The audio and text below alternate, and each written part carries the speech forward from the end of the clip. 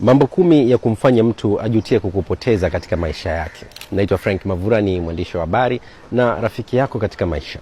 1. Potea kabisa. Disappear completely. Jiondoe kabisa kwenye maisha yake. Acha kumpigia simu, kumtumia ujumbe au kuonekana kwenye mitandao ya kijamii hovyo bila msingi. Ukimya wako utamfanya ajiulize uko wapi. 2. Jiboreshe kimya. Self improvement in silence. Fanya mabadiliko mazuri katika maisha yako bila kugeuka ubao wa matangazo. Jifunze vitu vipya, soma vitabu, fanya mazoezi, jifunze ujuzi mpya, wekeza kwenye afya yako na boresha muonekano wako. Hakuna kitu kinachowatisha watu waliokuacha kama kukuona unang'aa bila yeye. Acha mabadiliko yako yaongee kupitia matokeo na sio maneno. 3. Kuwa mgumu kupatikana. Become unreachable.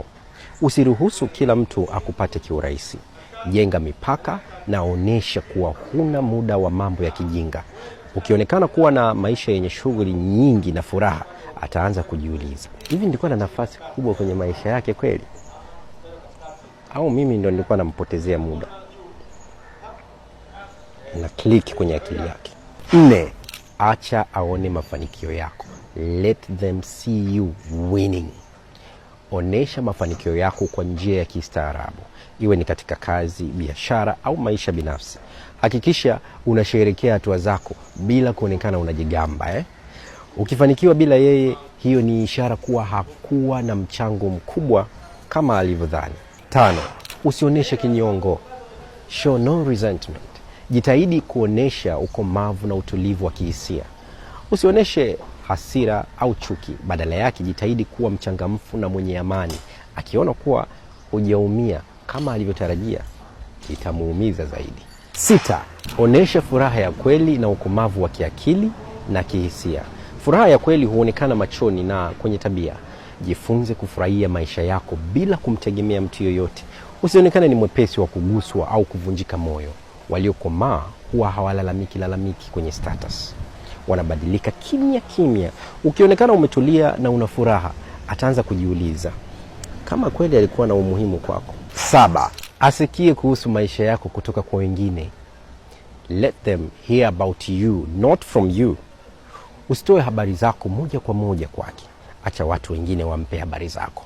Kusikia kuwa unaendelea vizuri kutoka kwa wengine ni maumivu zaidi kuliko kusikia moja kwa moja kutoka kwako. Majuto hayaji kwa kile kilichopotea, bali huja pale mtu anapotambua kuwa hawezi kuchukua nafasi tena, kuwa mtu ambaye hawezi kukupata tena milele. 8. Kuwa na malengo na maisha yenye mwelekeo. Fanya mambo makubwa bila yeye. Mtu akiona kuwa unaelekea mbali na una maisha yenye mipango kama kuanzisha biashara, kusonga mbele kikazi, kusoma zaidi, kutembelea sehemu mpya kama Zanzibar, uko wapi kama hujawahi kwenda, akiona unafanikiwa bila msaada wake, ni funzo kubwa kwamba ataanza kuitambua thamani yako aliyokuwa haioni mwanzoni. 9. Kuwa na muonekano mzuri. Glow. Watu ndio hapa wanasemaga ndio sehemu ya kujitengeneza. Tengeneza mtindo wako wa mavazi, nywele, ngozi na hata mwili. Mabadiliko ya nje huonesha mabadiliko ya ndani. Hakuna kitu kinachouma unavyomuona ex wako anang'aa. Yaani ulikuwa naye kwenye mahusiano, alikuwa anapauka, anafubaa. Baada tu ya kuachana, sio baada ya mwezi, sio miezi 2, 3, unakuta mtu ameng'aa. Mtu ametakata, yani wewe ukimwangalia unasema I say mimi ndio nilikuwa nampotezea huyo muda.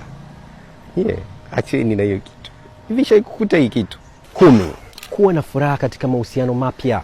Hata kama ni ya kirafiki, sio lazima uingie kwenye uhusiano mpya na wa kimapenzi, lakini kuwa na watu wapya wenye furaha kutatuma ujumbe kuwa wewe ni mtu wa thamani na yeye amemkosa mtu wa thamani zaidi.